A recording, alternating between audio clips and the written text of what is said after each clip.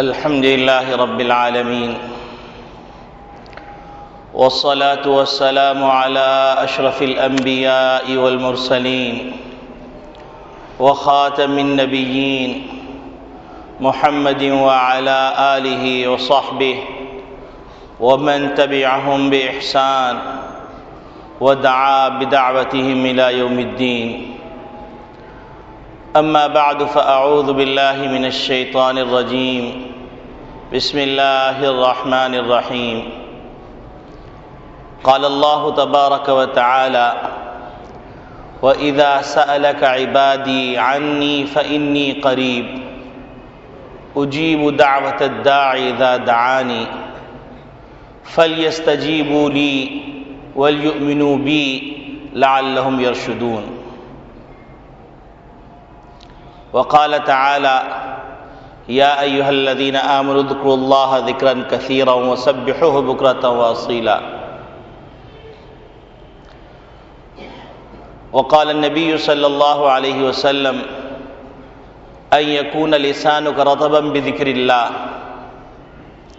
وقال النبي صلى الله عليه وسلم: حب الدنيا رأس كل خطيئة، أو كما قال عليه الصلاة والسلام. میرے محترم بزرگوں، عزیز دوستو، دینی اسلامی بھائیوں، اللہ رب العالمین نے محمد عربی صلی اللہ علیہ وسلم کے ذریعے سے ہم کو قدم قدم پر ایسی ایسی باتیں سکھلا دیں کہ اگر ان باتوں پر عمل کرنے لگیں تو یہ دنیا امن کا گہوارہ بن جائے، اور ہر شخص اس بات کی فکر میں لگا رہے کہ مجھے چونکہ اللہ کو جواب دینا ہے، اللہ کے سامنے حاضر ہونا ہے، تو لہٰذا مجھے کوئی ایسی حرکت نہیں کرنی چاہیے جس سے میں اللہ کے سامنے شرمندہ ہوں.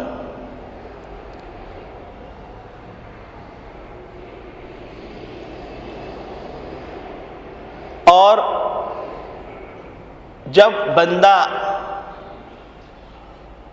اللہ کے سامنے جواب دہی کے احساس سے محروم ہو جاتا ہے تو پھر اس کو اس بات کا احساس نہیں رہتا کہ وہ زندوں میں ہے یا مردوں میں،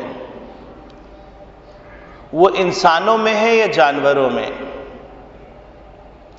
پھر جانوروں کی کون سی قسم میں ہے؟ جیسا کہ امام غزالی رحمۃ اللہ علیہ نے ایک موقع پہ فرمایا کہ جانور 3 طرح کے ہوتے ہیں. ایک جانور وہ جو سراپا نفع پہنچانے والے ہوتے ہیں، جیسے بھیڑ بکریاں، گائیں کہ دودھ پیو اور دودھ ختم ہو جائے تو ان کو کاٹ کے ان کا گوشت کھا لو، ان کے کھروں کو، ہڈیوں کو، چمڑے کو، سب کو استعمال کر لو.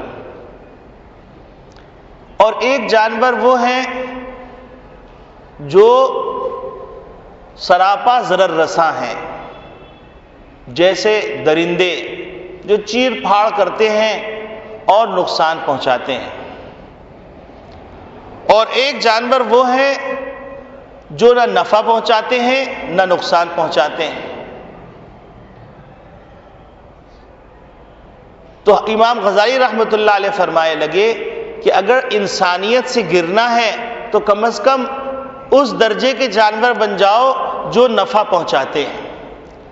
اگر وہ نہیں بننا چاہتے تو درندے نہ بنو، وہ جانور بن جاؤ جو نہ نقصان پہنچائے نہ نفع پہنچائے.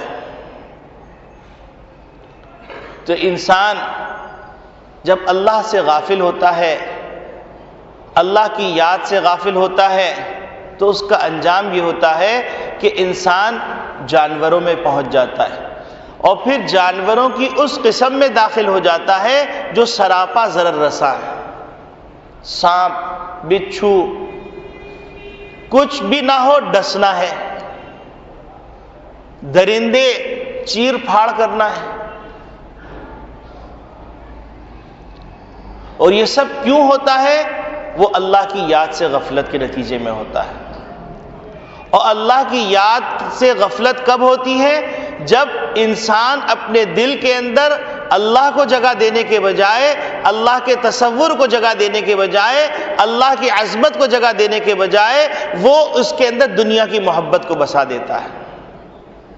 اس بات کو نبی کریم صلی اللہ علیہ وسلم نے یوں ارشاد فرمایا، حب الدنیا رأس کل خطیہ، کہ تمام برائیوں کی جڑ دنیا کی محبت ہے۔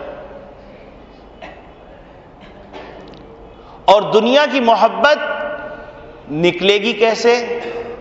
وہ اللہ کی یاد سے نکلے گی۔ اس بات کو اللہ رب العالمین فرماتے ہیں، یا ایھا الذین آمنوا اذکروا اللہ ذکرا کثیرا، اے ایمان والو اللہ کا ذکر کثرت سے کرو۔ اب سوچنے کی بات یہ ہے کہ کیا اللہ رب العالمین کو اس ذکر کروانے سے کوئی فائدہ ہوگا؟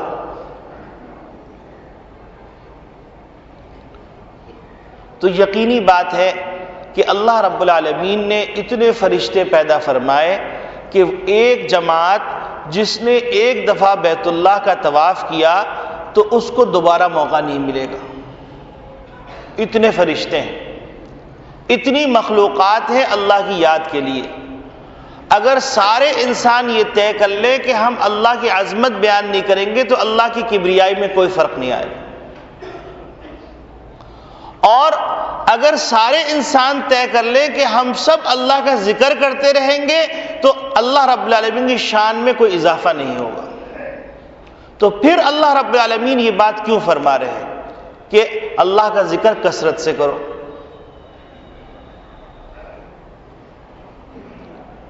تو اگر غور کریں تو ہم کو معلوم ہوگا کہ اللہ رب العالمین کو اگر ہم یاد رکھیں گے، اللہ کی عظمت ہمارے دل میں ہوگی تو ہمیں اللہ کے احکامات کو پورا کرنا آ جائے گا، اور ہم غفلت میں نہیں رہیں گے، نافرمانی میں نہیں رہیں گے، اور ہمارا ایمان تر و تازہ رہے گا۔ یہی وجہ ہے کہ نبی کریم صلی اللہ علیہ وسلم نے ایک موقع پہ ارشاد فرمایا، لا یزنی الزانی حین یزنی وہو مؤمن، کہ جب ایک زنا کرنے والا شخص زنا کر رہا ہوتا ہے تو اس کا ایمان مستحضر نہیں ہوتا۔ ولا یشرب الشارق ولا یسرق السارق حین یسرق وہو مؤمن، کہ چور جب چوری کر رہا ہوتا ہے تو اس چوری کی حالت میں اس کا ایمان مستحضر نہیں ہو رہا تھا۔ تو معلوم یہ ہوا کہ اللہ کی یاد کے غفلت کے نتیجے کے اندر یہ تمام وبال پیدا ہو رہا ہے کہ انسان رشوت بھی لے رہا ہے، انسان جوا بھی کھیل رہا ہے، انسان قتل بھی کر رہا ہے، انسان چوری بھی کر رہا ہے، انسان شر و فساد میں مبتلا ہے، انسان بگاڑ کر رہا ہے، انسان غیبت کر رہا ہے، انسان حسد کر رہا ہے، انسان کینہ رکھا ہوا ہے، انسان فساد کی وہ تمام تدبیریں کر رہا ہے جو کبھی انسان کرنے کے بارے میں سوچ نہیں سکتا تھا۔ وہ تمام چیزیں کر رہا ہے کیونکہ وہ اللہ کی یاد سے غافل ہو گیا، اللہ کی یاد اس کے دل میں نہیں رہی۔ تو اللہ رب العالمین یہ چاہ رہے ہیں کہ میرے بندو مجھے یاد رکھو تو تمہارے لیے گناہ کرنا مشکل ہو جائے۔ تو گویا اللہ رب العالمین جو ذکر کا حکم فرما رہے ہیں وہ ذکر کا حکم اللہ رب العالمین ہمارے فائدے کے لیے فرما رہے ہیں کہ تمہاری اپنی ہستی سکون میں آ جائے گی، تمہارے اپنے گھر میں سکون آ جائے گا، تمہارے اپنے معاشرے میں سکون آ جائے گا، تمہارے اپنے محلے میں سکون آ جائے گا، تمہارے اپنے ملک میں سکون آ جائے گا۔ کیوں؟ ہر شخص کو اس بات کا احساس ہوگا کہ مجھے اللہ کو جواب دینا ہے، اور اللہ کی عظمت دل میں بیٹھ جائے گی۔ جب اللہ کی جواب دہی کا احساس ہوگا، اللہ کی عظمت دل میں بیٹھ جائے گی، تو پھر کوئی بات ایسی نہیں کر سکتا جس سے اللہ ناراض ہو۔ اب سوال یہ پیدا ہوتا ہے کہ اللہ رب العالمین فرما رہے ہیں کہ کثرت سے ذکر کرو۔ اب اس ذکر سے انسان کی زندگی کی بے شمار مصروفیات ہیں، ان مصروفیات کے اندر کبھی کاروبار کی مصروفیات ہیں، کبھی بیوی بچوں کی مصروفیات ہیں، کبھی خاندانی مصروفیات ہیں، کبھی علاقائی مصروفیات ہیں، ساری مصروفیات ہیں۔ ان مصروفیات میں اللہ کا ذکر کثرت سے کیسے کریں؟ اور نبی کریم صلی اللہ علیہ وسلم جو فرما رہے ہیں ان یکون لسانک رطبا بذکر اللہ، کہ تمہاری زبان اللہ کے ذکر سے تر رہے، یہ کیسے ممکن؟ تو قربان جائیے محمد نبی صلی اللہ علیہ وسلم پر، انہوں نے اس کا حل بھی بتلا دیا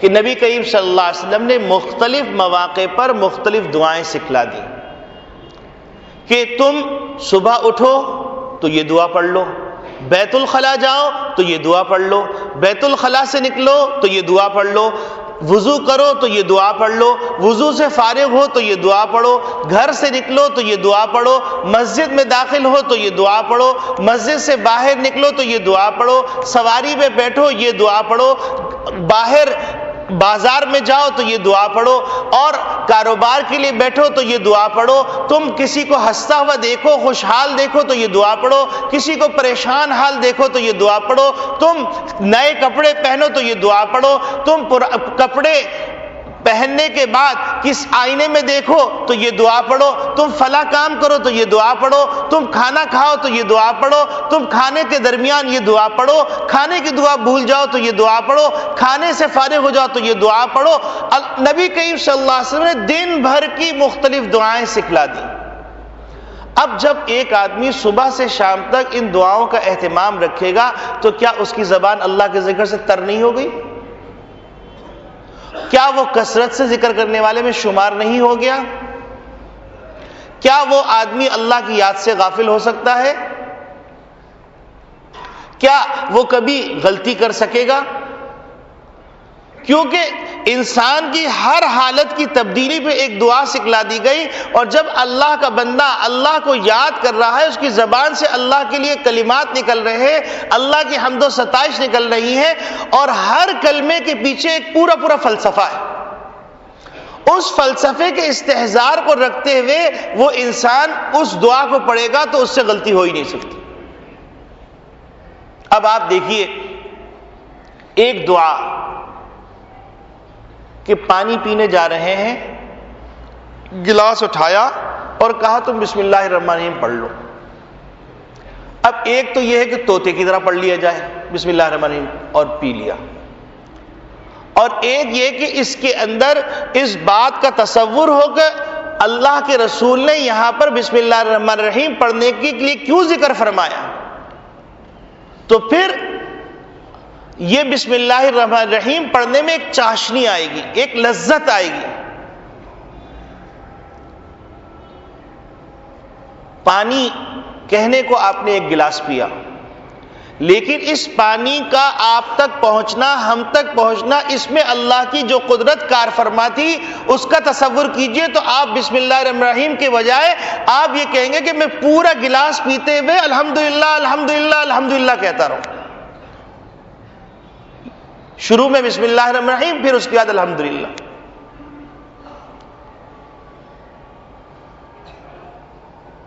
اب آپ دیکھیے کہ اللہ رب العالمین نے پانی کو پیدا فرمایا، اور کب سے پانی چلا آ رہا ہے؟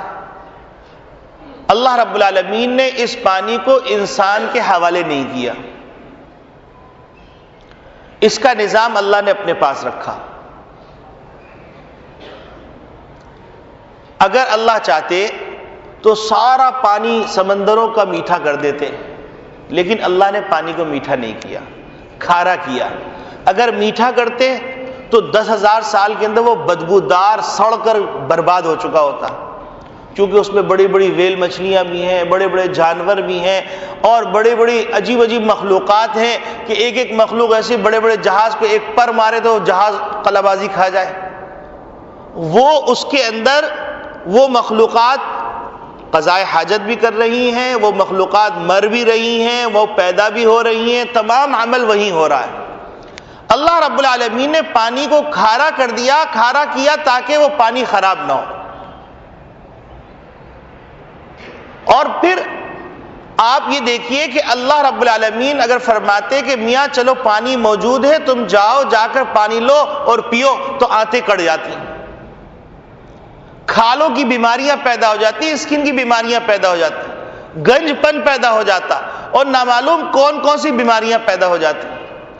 اللہ رب العالمین نے اس کا انتظام فرمایا۔ جن ممالک کے اندر مشینیں لگی ہیں وہ جانتے ہیں کہ پٹرول سستا ہے اور پانی مہنگا ہے، لیکن اس پانی کے اندر وہ طاقت نہیں جو قدرتی میٹھے پانی میں طاقت ہوتی۔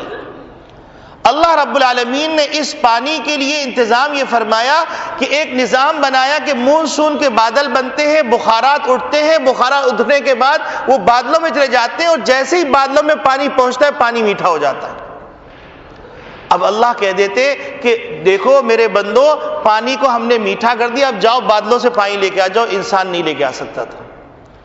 اللہ رب العالمین نے کارگو کا نظام بنایا، یہ پورے بادل جاتے ہیں اور اللہ رب العالمین ان بستیوں میں جہاں پانی نہیں، جہاں دریا نہیں، سمندر نہیں، وہاں پانی برسا دیتے ہیں۔ پھر اللہ رب العالمین فرماتے چلو ہم نے میٹھا پانی برسا دیا، اب تم پہاڑوں سے جاؤ اور جا کر اس پانی کو اپنے شہروں میں لے کے آؤ۔ یہ انسان کے بس کی بات نہیں تھی۔ اللہ رب العالمین نے اس کا انتظام یہ فرمایا کہ ایک خاص مقدار پہ پہنچا کر اللہ رب العالمین نے اس پہاڑ کے اوپر پانی برسا کے پہاڑ کے اندر پانی کو جامد کر دیا، برف بنا دیا۔ اور یہ برف نیچے بھی ہو سکتی تھی لیکن بلندیوں پہ رکھا تاکہ اس کو جانور خراب نہ کریں، اور مختلف قسم کے انسان کے جو بخارات اٹھتے ہیں وہ اس کو گندا نہ کریں۔ اللہ رب العالمین نے پہاڑوں پہ محفوظ فرما دیا اس پانی کو انسانوں کی ضرورت کے لیے، اور محفوظ فرمانے کے بعد پھر اللہ رب العالمین نے سورج کو حکم فرمایا کہ ایک خاص انداز سے کرنیں ڈالے، تو وہ سورج جب کرنیں ڈالتا ہے تو وہ برف کی سلیاں پگھلتی ہیں اور آبشاروں کی صورت میں وہ پانی ہم تک پہنچ رہا ہے۔ تو اللہ رب العالمین نے یہ سارا نظام بنایا، اور نظام بنانے کے بعد بندے سے کہا کہ ان الدنیا خلقت لکم، یہ ساری دنیا تمہاری خدمت کے لیے پیدا کی گئی، وانکم خلقتم للآخرہ، تمہیں ہمارے مشن پہ کام کرنے کے لیے پیدا کیا گیا۔ اب آپ تصور کیجئے کہ ایک گلاس پانی آپ تک ہم تک پہنچ رہا ہے، لیکن اس کے پیچھے اللہ کی کیسی قدرت کار فرما ہے۔ اور انسان کے وجود کا 75% حصہ پانی ہے، پانی نہ ملے انسان تباہ ہو جائے، اور اللہ رب العالمین نے اتنا آسانی سے پانی کا انتظام فرما دیا۔ پھر آپ دیکھیے کہ انسان کھانا کھانے کے لیے بیٹھ رہا ہے، حکم دیا جا رہا ہے بسم اللہ وعلی برکت اللہ کہہ دو۔ اب آپ تصور کیجئے کہ جو روٹی کا ایک لقمہ ہے ہم تک پہنچا ہے، اس میں اللہ کی کیسی قدرت کار فرما رہی۔ آپ اس کا تصور کیجئے کہ زمین سخت، اس زمین پر ہل چلایا گیا، ہل چلانے کے بعد دانہ ڈالا گیا، اب ایک دانہ ڈالا گیا، اللہ 7 بالیاں پیدا فرما رہے ہیں، 7 بالیاں پیدا فرما رہے ہیں، اور کوپل نکل رہی ہے، ایسی کوپل کہ آپ دیکھیں گے معمولی سا پرندہ بھی اس کو اٹھا کے لے جا رہا ہے، چینٹی بھی اس کو اٹھا کے لے جا رہی ہے، اتنی باریک سی کوپل، اور تیز اور تند ہواؤں کے اندر اس کو محفوظ رکھا اللہ رب العالمین۔ اس نے زمین کے پیٹ کو شق کیا، شق کرنے کے بعد وہ کوپل نکلی، کوپل نکلنے کے بعد اس نے اپنا وجود ظاہر کیا، وجود ظاہر کرنے کے بعد اس میں اللہ رب العالمین نے طاقت دی، طاقت دینے کے بعد اس نے پھل دیا، پھل دینے کے بعد وہ پھل پکا، پکنے کے بعد اس پھل کے اندر اللہ رب العالمین نے سورج کے ذریعے سے، چاند کی کرنوں کے ذریعے سے، اور مختلف ہواؤں اور موسمی اثرات کے ذریعے سے، یہ بات آپ کو شاید ہو سکتا ہے سمجھ میں نہ آئے، لیکن آپ یہ جان لیجئے کہ اللہ رب العالمین موسموں کے اندر سورج اور چاند کے اندر ایسی کرنیں اور ایسے اثرات رکھے کہ اس کے نتیجے میں بہت سے ممالک ایسے ہیں جن ممالک میں بہت سی چیزیں پیدا نہیں ہو سکتی موسمی اثرات کی وجہ سے۔ تو اللہ رب العالمین نے ان چیزوں کو پیدا فرمایا، اس میں چاشنی ڈالی، اس میں طاقت ڈالی، اس میں اتنے منرلز ڈالے، اتنے وٹامنز پیدا فرمائے، اور یہ پکنے کے بعد اس کو کاٹا گیا، کاٹنے کے بعد اس کو جدا کیا گیا، جدا کرنے کے بعد اس کو چکی کے اندر پیسا گیا، پیسنے کے بعد پھر وہ آٹے کی شکل میں بنا، اور آٹے کی شکل میں بننے کے بعد کون سے ملک سے کہاں سے چلا، اور کہاں سے چلنے کے بعد چولہے کے پاس پہنچا اور اس کو تیار کیا گیا، تیار کرنے کے بعد ایک لقمہ آپ کے منہ میں آیا، وہ بھی غفلت سے چلا گیا۔ اللہ کی قدرت۔ اب اللہ کا بندہ پانی پی رہا ہے بسم اللہ الرحمن الرحیم، اللہ کی قدرت کے ساتھ، اللہ کے قدرت کے تصور کے ساتھ پی رہا ہے، ایک لقمہ کھا رہا ہے بسم اللہ وعلی برکت اللہ کہہ کر، اللہ کی قدرت کے تصور کے ساتھ، پھر اس کے بعد اگر اللہ کی برکت نہ ہو، اللہ کی نصرت نہ ہو، تو یہ لقمہ حلق سے نیچے نہیں اتر سکتا۔ سانس کی نالی بھی وہی ہے اور کھانے کی نالی بھی وہی۔ وہ کون سی طاقت ہے جو اس لقمے کو سانس کی نالی کے بجائے وہ کھانے کی نالی میں پہنچا رہی ہے؟ باتیں بھی ہو رہی ہیں، کھانا بھی کھا رہے ہیں، لیکن کبھی آپ نے دیکھا کہ حلق کے اندر کسی اور غلط جگہ لقمہ چلا گیا؟ وہ کون سی طاقت ہے، وہ کون سی قدرت ہے جس نے اس لقمے کو حلق سے نیچے اتارا؟ پھر اس کے بعد اگر آپ تصور کیجئے حلق سے لقمہ اتر گیا، لیکن اگر نظام ہاضمہ صحیح نہیں، وہ آپ کی صحت کے لیے مفید نہیں، تو پھر اللہ کی مدد کے بغیر کیسے جی سکتے ہیں؟ حالات سازگار نہیں، کھانا مزے کا نہیں، گھر کا ماحول مقدر ہے، تو یہی عزیز لقمہ بے لذت ہو جائے گا۔ ایسے ہوئے واقعات کہ آدمی کھانے کے لیے بیٹھا ہے، کوئی خطرناک خبر آ گئی، اب کھانے کا ہوش نہیں، کسی چیز کا ہوش نہیں، پورا دن بھوکے ہیں۔ تو ایک بندہ ایک لقمہ کھا رہا ہے، اس لقمے کا معدے کے اندر پہنچنا اور پھر معدے کے اندر جا کر طبیعت کے موافق آ جانا، پھر وہ صحت بخش بن جانا، یہ سب اللہ کی برکت کے بغیر ممکن نہیں۔ تو اللہ رب العالمین کے رسول محمد نبی صلی اللہ علیہ وسلم فرما رہے ہیں کہ جب تم کھانا کھانے بیٹھو تو بھی اللہ کو یاد رکھو۔ پھر اس کے بعد کھانا پیٹ میں چلا گیا، اب نکل نہیں رہا، یا اس نے ری ایکشن کر دیا، کیا کر سکتے؟ اب آپ دیکھیے کہ نبی کریم صلی اللہ علیہ وسلم فرما رہے کہ تم کو قضاء حاجت کے لیے جانا ہے تو وہاں پر بھی اللہ کو فراموش نہ کرو، الٹے پاؤں سے داخل ہو اور دعا پڑھ لو، اللہم انی اعوذ بک من الخبث والخبائث۔ کہ یہ دعا کیوں پڑھ لو، اس میں کیا فائدہ ہے؟ تو آپ دیکھیے کہ روایات سے معلوم ہوتا ہے کہ نبی کریم صلی اللہ علیہ وسلم نے فرمایا ان هذه الحشوش مستحضرہ، یہ وہ جگہ ہے جہاں پر شیاطین کا حضور ہوتا ہے، جنات، خبیث قسم کے شیاطین، مرد عورتیں وہاں ہوتی ہیں۔ فقلت، تو تم یہ کہہ دیا کرو اللہم انی اعوذ بک من الخبث والخبائث، تاکہ ان سے محفوظ ہو جاؤ۔ اور یہ شیاطین جسمانی نقصان بھی پہنچاتے ہیں، روحانی نقصان بھی پہنچاتے ہیں۔ جسمانی نقصان کیسے پہنچاتے ہیں؟ اس کے مختلف واقعات ہیں۔ ان واقعات میں غلاظت کو جسم پہ، کپڑوں پہ پہنچا دیا گیا۔ ان نقصانات کے اندر ایسے واقعات بھی ہیں جس میں باقاعدہ وہ طاری ہو گئے، طاری ہونے کے بعد اذیتیں دی یا حتیٰ کہ انتقال ہو گیا۔ اب لوگ سمجھتے ہیں بیت الخلاء میں جانے کی دعا کا کوئی فائدہ ہی نہیں ہے، سراسر ہمارا فائدہ ہے۔ اب کہ مولوی صاحب چھو کر دیجئے، مولوی صاحب جن چڑھ گیا، جن تو تم نے خود چڑھایا ہے۔ حضور صلی اللہ علیہ وسلم نے تم سے کہا مسنون اعمال کرو، وہ نہیں ہو سکتے، تعویذ گنڈے کروا لیں گے، وہ آسان ہے، اتنا بڑا تعویذ گلے میں ڈال دیں گے۔ لیکن حضور صلی اللہ علیہ وسلم نے کہا کہ اس کا سد باب کر لو، تم جو ہے بیت الخلاء میں جا رہے ہو، ہم نے تمہیں صراحت سے بتا دیا کہ یہ شیاطین کی جائے آماج گاہ ہے، یہاں شیاطین رہتے ہیں، تو تم یہ دعا پڑھ کے جاؤ اللہم انی اعوذ بک من الخبث والخبائث۔ یہ آسان عمل نہیں ہو سکتا۔ 50,000 کی تعویذ، لاکھ روپے کی تعویذ، 35,000 روپے کی تعویذ دکانداری چل رہی ہے، لیکن حضور صلی اللہ علیہ وسلم سستا فارمولہ دے دیا، وہ سمجھ میں نہیں آ رہا۔ تو جسمانی نقصان تو یوں پہنچاتے ہیں، روحانی نقصان کیسے پہنچاتے ہیں؟ یہ شیاطین وسوسہ ڈالتے ہیں اور گندے گندے خیالات لے کے آتے ہیں۔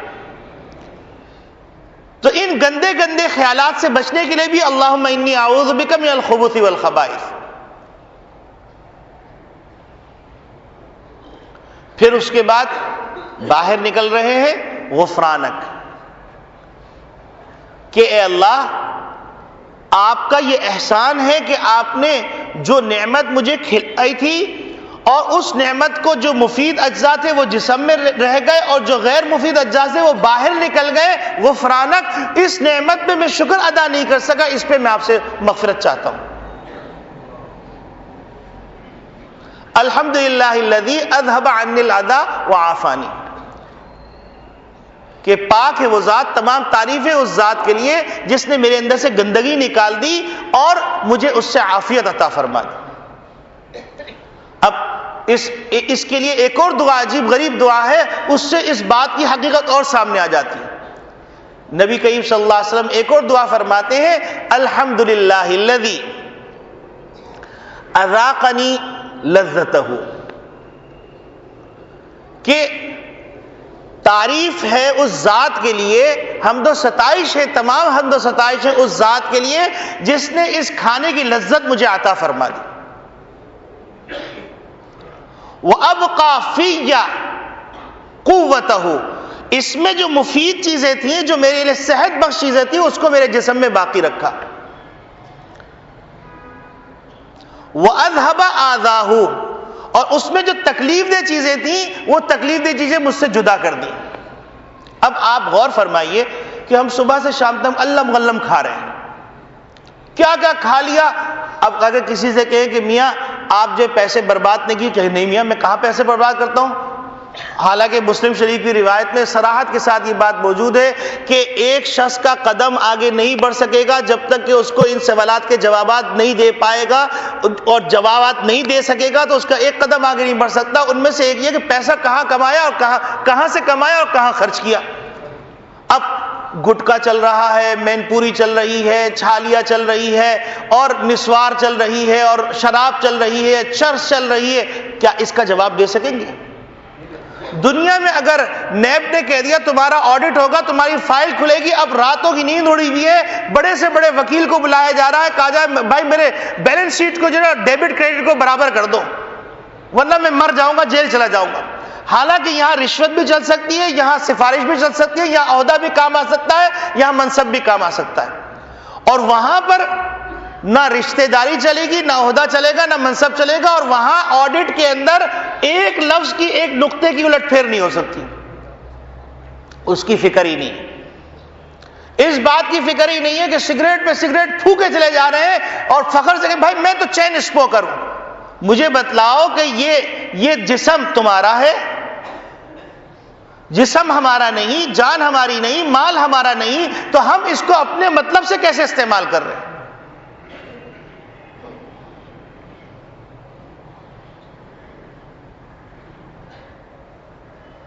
تو اب آپ دیکھیے کہ اللہ رب العالمین نے ایک رزق عطا فرمایا، ہم علم غلم کھا رہے ہیں، اور اللہ رب العالمین نے ایسے نظام کو رکھا ہے کہ وہ نظام فوراً متحرک ہو جاتا ہے۔ ایک دفاعی نظام ہے اور ایک تقسیم کا نظام ہے، اور انسان کو احساس بھی ہوتا ہے غریب کے پاس بھی وہ نظام موجود ہے، فقیر کے پاس بھی وہ نظام موجود ہے، مالدار کے پاس بھی وہ نظام موجود ہے، ڈاکٹر کے پاس بھی وہ نظام موجود ہے، مولوی کے پاس، غیر مولوی کے پاس، سب کے پاس وہ نظام موجود ہے۔ اب معدے کے اندر چیز گئی تو چیز جانے کے بعد معدے نے اپنی ذمہ داری پوری کی، چاہے ہم اللہ کے نافرمان ہیں، چاہے ہم اللہ کے اطاعت گزار ہیں۔ معدہ اللہ کے حکم کے بغیر کام نہیں کرتا، یہ لقمہ اللہ کے حکم کے بغیر اتر نہیں سکتا۔ لیکن آپ یہ دیکھیے کہ اللہ رب العالمین کا احسان دیکھیے کہ میرا بندہ ہے، میں نے اس کی رزق کی ذمہ داری دی ہے اور اس کے رزق کو پہنچاؤں گا، تو اب معدے نے کام کرنا شروع کر دیا۔ معدہ خراب ہو جائے تو جائیے میڈیکل سائنس والوں سے پوچھئے کتنا خرچہ ہوتا ہے۔ معدے نے کام کرنا شروع کیا، کھانے کو ہضم کیا، جگر نے کام کرنا شروع کیا، اس نے خون بنایا، اور پھر اس کے بعد آپ کے گردے نے کام کرنا شروع کیا، اس نے خون کے اندر جو غلط مادہ ہے اس غلط مادے کو جدا کیا، جو زائد بیکار مادہ تھا اس کو صاف کر کے اس کو جو ہے اوپر گندے مادے کو ہٹا کر نیچے بھیج دیا مسانے کے اندر، حتیٰ کہ اگر کسی آدمی کا جگر خراب ہو جائے تو پھر اس کو اندازہ ہوتا ہے یہ کتنی قیمتی چیز ہے، حتیٰ کہ اگر کسی کا گردہ خراب ہو جائے تو اندازہ ہوتا ہے صرف اس گردے کا کام کرنے کی جو مشین ہے وہ مشین کئی لاکھ روپے کی۔ اور پھر اگر دن میں ڈائلیسس کا مسئلہ آ جائے کسی کے ساتھ، اللہ نہ کرے ہفتے میں 4 ڈائلیسس ہو جائے تو 7,000 15,000 اور مختلف ریٹ ہیں، اور یہ پرزہ اللہ کے حکم سے ساری چیزیں کر رہا ہے، اور وہ اتنی بڑی مشین جو لاکھوں روپے کی مشین ہے وہ گردے والا کام نہیں کر سکتی۔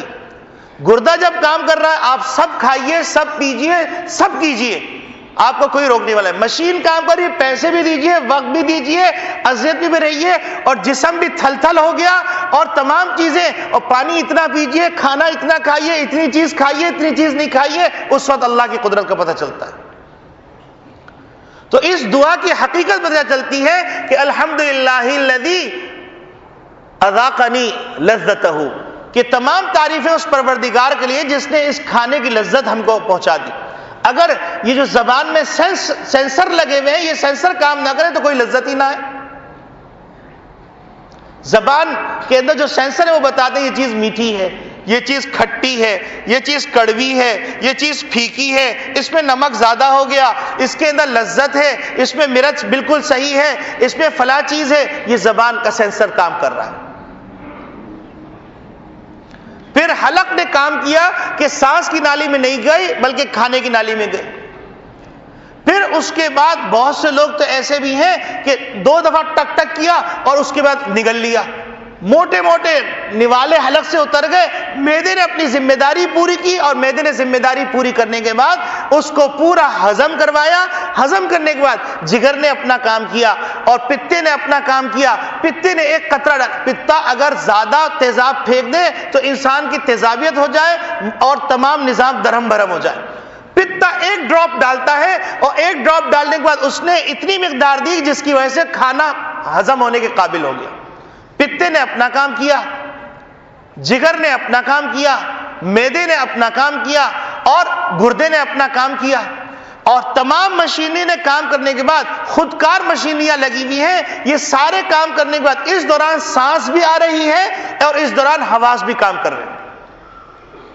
حالانکہ دماغ مصروف ہے ان لوگوں کو میسج دینے کے لیے، ان لوگوں کو پیغام دے رہا ہے کہ گردے تم کو اتنا کام کرنا ہے، جگر تمہیں اتنا کام کرنا ہے، تو معدہ تمہیں اتنے کام کرنا ہے، پتے تمہیں اتنا کام کرنا ہے۔ ان کو میسج، لنگز کو میسج دے رہا ہے، کان کو میسج دے رہا ہے، آنکھوں کو میسج دے رہا ہے، ناک کو میسج دے رہا ہے، زبان کو میسج دے رہا ہے۔ یہ تمام جگہوں پر بیک وقت کام کر رہا ہے۔ یہ اللہ کی قدرت نہیں؟ اور پھر اس کے بعد نبی کریم صلی اللہ علیہ وسلم فرمایا وَأَبْقَى فِيَّ قُوَّتَهُ، کہ تمام تعریفیں اس پروردگار کے لیے جس نے میری قوت کے لیے، اس کے اندر جو قوت کی چیزیں تھیں، جو مفید اجزاء تھے، اس کو میرے جسم میں باقی رکھا۔ اب اگر کسی کا معدہ خراب ہو جائے تو ساری چیزیں نکلی چلی جا رہی ہے، تو پھر کہا جائے ڈرپ لگاؤ بھائی، فلاں چیز لگاؤ، کیونکہ اس کے اندر سے سارے وٹامن ضائع ہو رہے ہیں۔ اس کو جو اگر زیادہ پانی نکل گیا تو یہ نقصان ہو جائے گا، یہ الٹیاں زیادہ ہو گئی تو یہ نقصان ہو جائے گا۔ اللہ کی قدرت دیکھیے، ہم سوچتے ہی نہیں۔ اور پھر اس کے بعد تیسرا جملہ نبی کریم صلی اللہ علیہ وسلم فرماتے ہیں وَأَذْهَبَ عَنِّي آذَاهُ، اس میں جو تکلیف دہ چیزیں تھیں وہ اللہ نے نکال دی۔ اب آپ دیکھیے یوریا کریٹین، اگر یہ زیادہ ہو جائے تو آدمی پاگل ہو جاتا ہے۔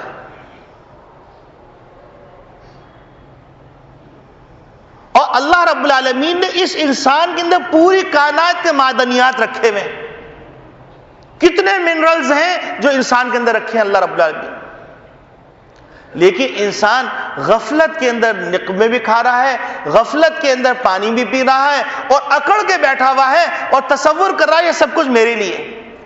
اور دماغ کی شریانیاں، دماغ کے اندر جو رگیں چل رہی ہیں، اتنے باریک تارے، اس میں اللہ خون دوڑا رہا ہے۔ ایک تار اگر ڈیمیج ہو گئی اس کے بعد میاں صاحب پڑے ہوئے، نہ ہاتھ کام کر رہا ہے، نہ پاؤں کام کر رہے ہیں، نہ دماغ کام کر رہا، رال بہہ رہی ہے، آنکھیں پھٹی ہوئی ہیں، بچہ سامنے ہے، بیوی سامنے ہے، ساری عیاشی بدماشی سب ختم۔ اور اللہ کی قدرت کا عالم دیکھیے کہ اللہ رب العالمین حکم دے دے تو سارا سمندر چڑھائے، پوری بستی کو ملیا میٹ کر دے، سونامی نے دکھا دیا۔ اللہ کو غضب آ جائے تو پہاڑوں کو حکم فرما دے۔ پچھلے زمانے میں زلزلہ آیا تو لوگوں نے دیکھا پہاڑ باقاعدہ چل چل کے آتے تھے اور بستیوں کو یوں پیستے تھے۔ اللہ تو اتنی قدرت والے بادشاہ ہیں۔ اللہ کو غصہ آ جائے تو اللہ رب العالمین زمین کو شق کر دے، بندہ اندر چلا جائے۔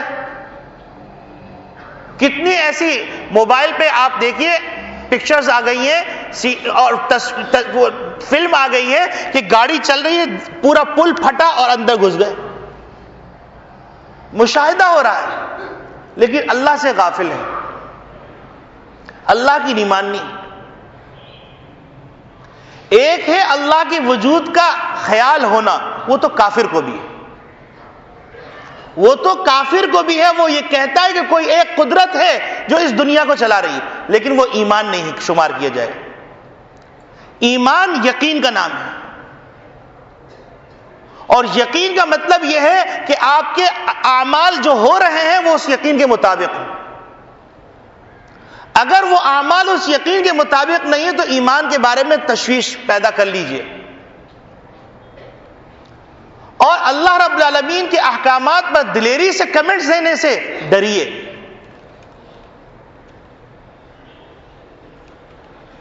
تو میرے عزیز دوستو بھائیو، اللہ رب العالمین ارشاد فرما رہے ہیں یا ایھا الذین آمنوا اذکروا اللہ ذکرا کثیرا، اے ایمان والو اللہ کا ذکر کثرت سے کرو، اور کثرت سے کرنے کا طریقہ آسان فارمولہ محمد نبی صلی اللہ علیہ وسلم نے دعائیں سکھلا دی۔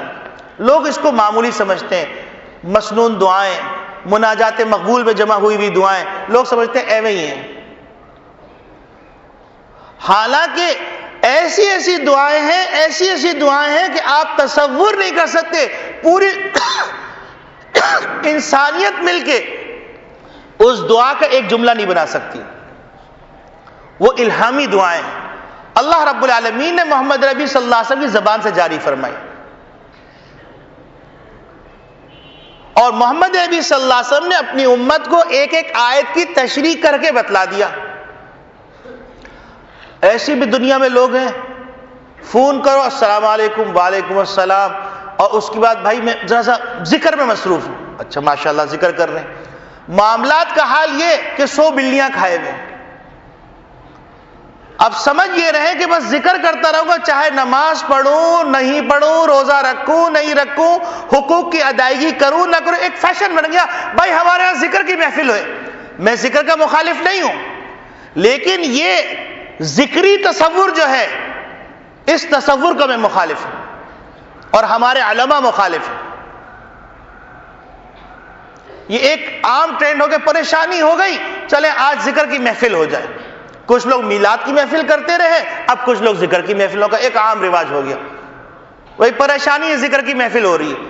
بھائی پریشانی کیوں ہے؟ دیکھو کسی کا حق تو نہیں غصب کیا، کسی کی حق تلفی تو نہیں کی، کسی کو تکلیف تو نہیں دی، اپنی ماں کو تکلیف تو نہیں دی، اپنے باپ کو تکلیف تو نہیں دی، اپنے بہن بھائیوں کو تکلیف نہیں دی، اپنی بیوی بچوں کو تکلیف تو نہیں دی، تم نے کسی کا حق تو غصب نہیں کیا، کسی نے جھوٹا وعدہ تو نہیں کیا، کسی پہ ظلم تو نہیں کیا، اس کی فکر نہیں۔ ایسی بھی دنیا میں لوگ ہیں کہ تعجب ہوتا ہے، بالکل قبر کی دہلیز پہ قدم رکھا ہوا ہے، قسم خدا کی میرے پاس ایک پیسہ نہیں ہے دینے کے لیے، دوسروں کا حق ہے، حق دے دو، رمضان کا مہینہ ہے، تم کسی کا حق مت مارو، قسم خدا کی پیسہ ہی نہیں، پوری فیملی کو لے کے عمرے پہ جا رہے ہیں۔ مجھے بتلائیے اللہ کو ایسے عمرے کی ضرورت ہے؟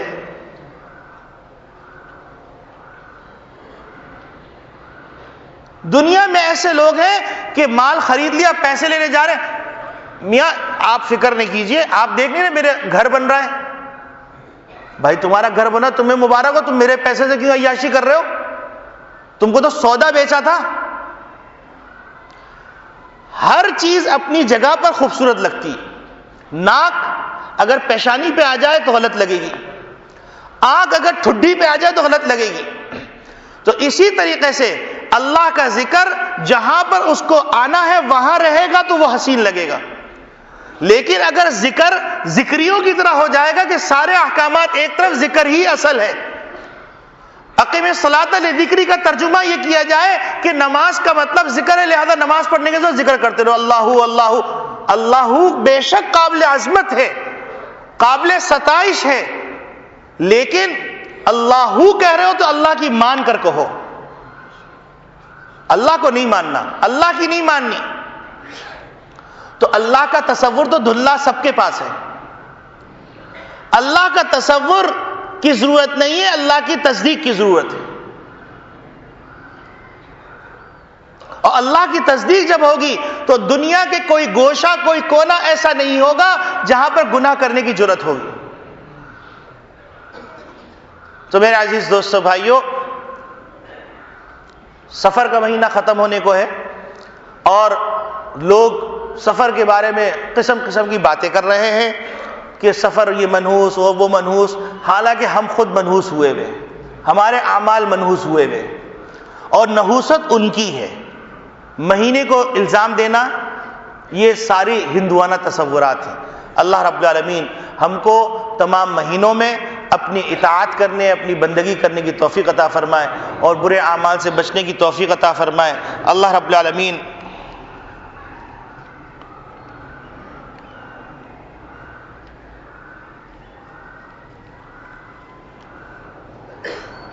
مولانا عتیق صاحب کو دکھا دیجیے.